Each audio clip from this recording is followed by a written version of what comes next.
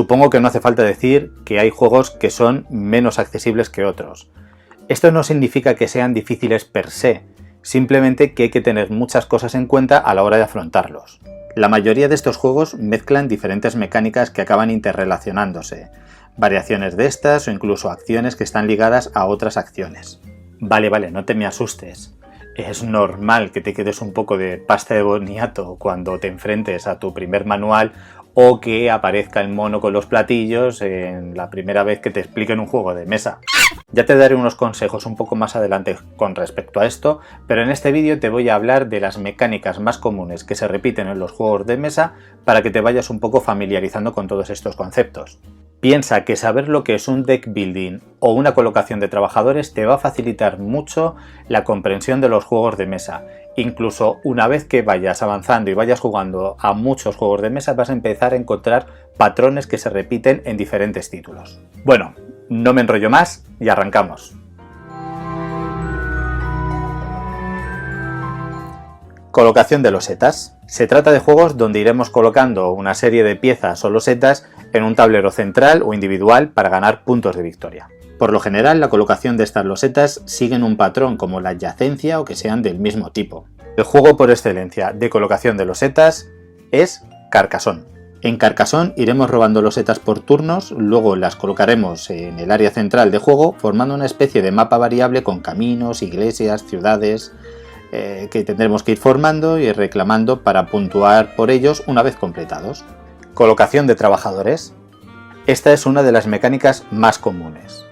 Partimos de un número determinado o variable de piezas que simularán ser nuestros trabajadores y que deberemos colocar en tableros individuales o bien en el tablero central para ir realizando diferentes tipos de acciones.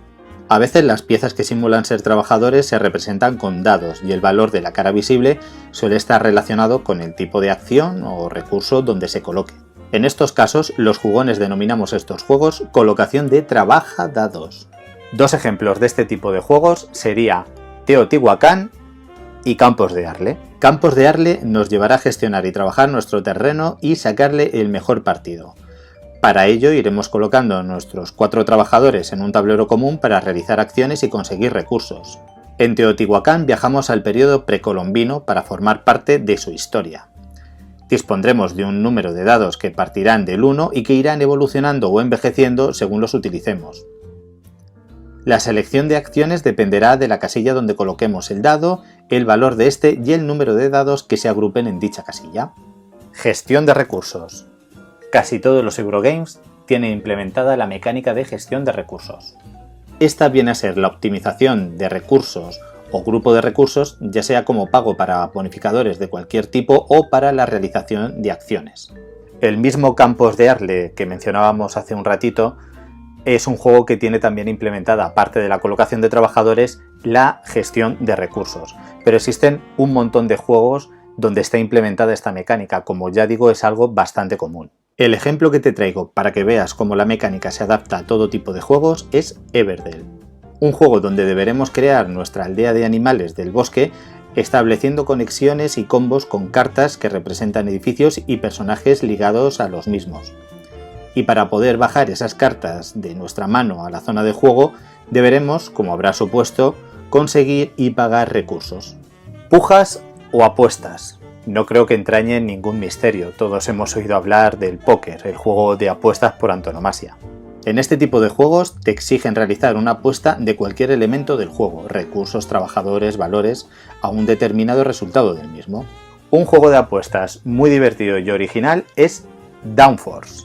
Se trata de un juego de carreras de coche donde lo importante no es ganar la carrera, sino averiguar qué coche será el ganador. Mientras que la carrera se lleva a cabo mediante un motor de cartas que gestionarán los jugadores, estos irán apostando y especulando con quién creen que ganará la carrera. Construcción de mazos o deck building. Se trata de una mecánica donde partiremos de un mazo de cartas básico que podremos ir mejorando a lo largo de la partida. Esto lo podremos conseguir a base de comprar o conseguir de otra forma cartas mejores y más potentes, permitiendo a los jugadores crear su propio motor de juego y elaborar una estrategia única. Si quieres probar un juego de deck building o construcción de mazos sencillo, fácil y sobre todo muy divertido, yo te recomiendo Clank. En Clank nos convertiremos en saqueadores que se adentran en una mazmorra para conseguir tesoros. Lo malo es que dentro de la mazmorra vive un dragón y hemos de ser muy cuidadosos para evitar que se despierte y nos ataque. Para ello dispondremos de un mazo de cartas igual para todos los jugadores que podremos ir mejorando adquiriendo cartas de un mercado común. Control de áreas. Se trata de una mecánica de tipo pujas o mayorías en la que pugnaremos por el control o la influencia de un área mediante la colocación de unidades o influencias en dicha área. Quien tenga la mayoría de ese área será quien la controle y quien se lleve los beneficios que ésta otorgue. Un juego de control de áreas que es sobre todo muy espectacular en mesa es Blood Rage. En Blood Rage tendremos que llevar a la gloria a nuestro clan vikingo. Lucharemos por el control de ciertas regiones del tablero, saquearemos estas regiones y marcharemos hacia el Valhalla si morimos en combate o por medio del Ragnarok. Colecciones o Set Collection. Se trata de una mecánica muy sencilla en la que el juego invita y empuja a los jugadores a recolectar o coleccionar diferentes elementos que pueden ser o bien diferentes o bien iguales y que les va a servir para llevarse una mayor puntuación a lo largo de la partida o bien mejorar su motor de juego. Sin salirnos de la temática vikinga, te traigo como ejemplo Campeones de Midgard. En este caso iremos realizando tareas en un tablero central para ir consiguiendo diferentes elementos que nos darán puntos al final de la partida. Como puedes ver, en este juego ya mezclamos dos tipos de mecánicas, la colocación de trabajadores y el set collection. Poderes variables. Esta mecánica sobre todo va ligada a los juegos asimétricos de los que ya te hablé en el vídeo anterior. Básicamente se trata de alcanzar objetivos de diferentes enfoques, pero dentro de un mismo juego. En algunos casos, estos poderes se van modificando o adquiriendo a medida que el juego avanza. Un ejemplo de juego con poderes variables es La Furia de Drácula. En este juego para 5 jugadores nos lanzaremos a la caza del mítico vampiro. Uno de los jugadores encarnará a Drácula, quien irá moviéndose de manera oculta por toda Europa, extendiendo su malvada influencia, mientras que el resto de los cazadores, cuya misión es acorralar a Drácula, deben enfrentarse a él y matarlo. Como ves, las formas de alcanzar la victoria son muy diferentes para los cazadores como para Drácula. Mientras que unos juegan contra reloj, Drácula tendrá que ir ganando tiempo para colocar fichas de desesperación en el tablero. Además, la forma de jugar es muy diferente en ambos casos, incluso presentando estos poderes variables en los propios poderes especiales de los cazadores. Tienta la suerte o Push Your Luck. Esto más que una mecánica se trata de un concepto en sí. Este tipo de juegos están muy relacionados con el factor suerte, dejando la mayoría de decisiones al azar o a la confianza del propio jugador en base a la consecución de algún tipo de objetivo. Como ejemplo te traigo King of Tokyo. Este juego familiar clásico nos mete en la piel de monstruos apocalípticos que tienen que conquistar la ciudad de Tokio. Para ello lanzaremos dados para conseguir energía, cartas que jugar y sobre todo para atacar al resto de monstruos que intentarán sacarnos de la ciudad para entrar en ellos. Movimiento punto a punto. Esta mecánica se sustenta sobre la conexión de puntos o áreas del tablero unidas por líneas, obligando a los jugadores a moverse siguiendo las rutas que éstas trazan y no de manera libre o por proximidad.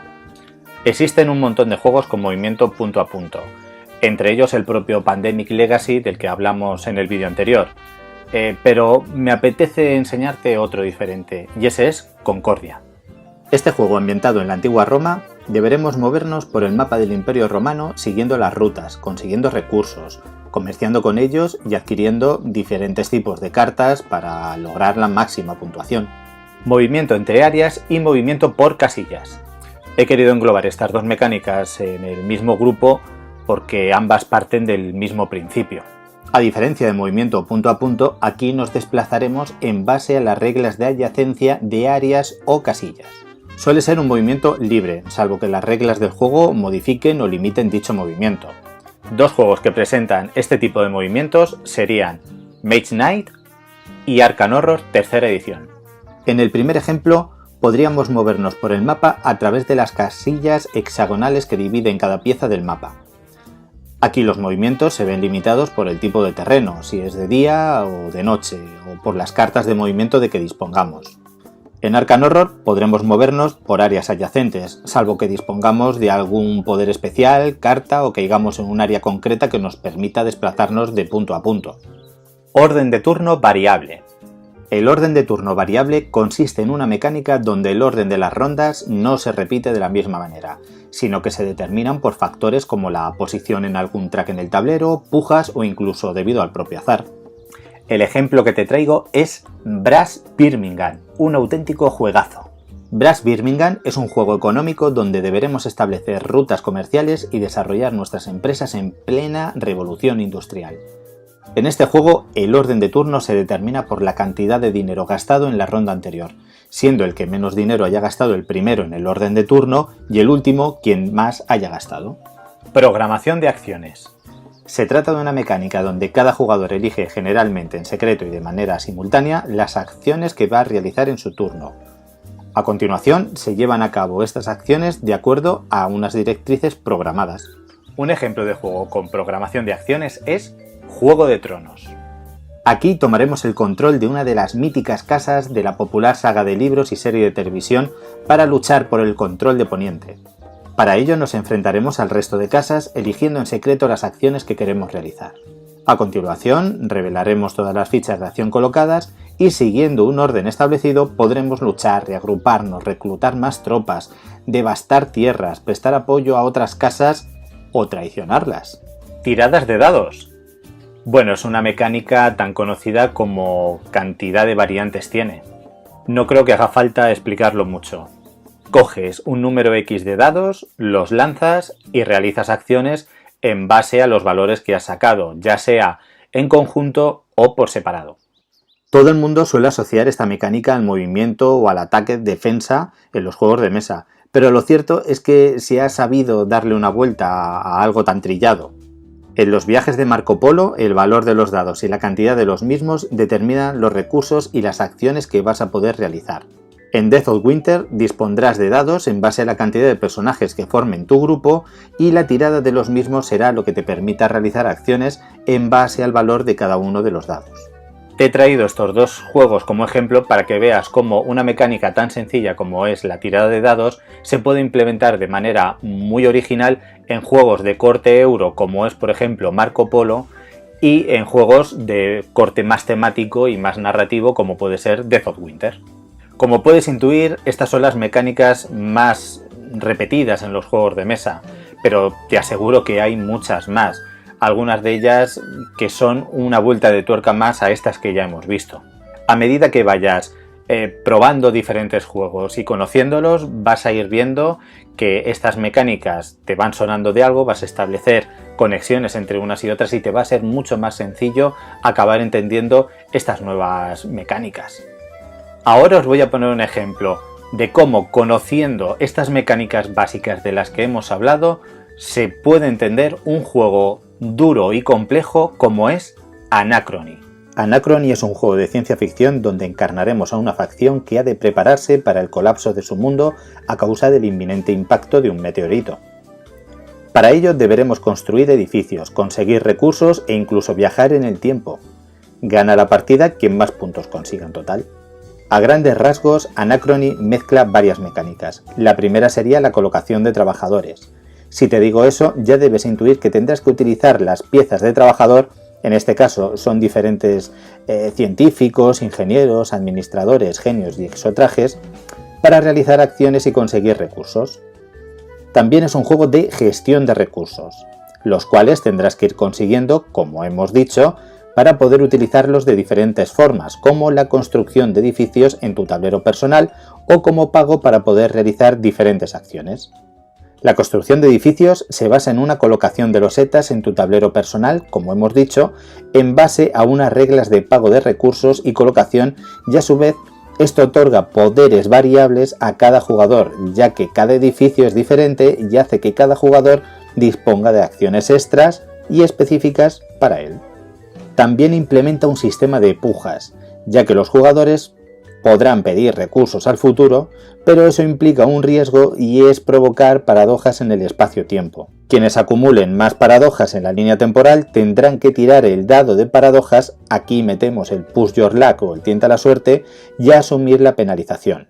Por último, el juego tiene orden de turno variable, ya que el jugador que quiera ser jugador inicial deberá pagar recursos para quitar al jugador que estaba y ponerse en él. Como ya digo, esto es en rasgos muy generales, son trazos muy gordos, pero seguro que con esto que os he explicado y con las mecánicas que hemos estado viendo, ya os podéis hacer una idea de cómo funciona un juego tan profundo y tan exigente como es Anachrony. Nos vemos en el próximo vídeo. ¡Adiós!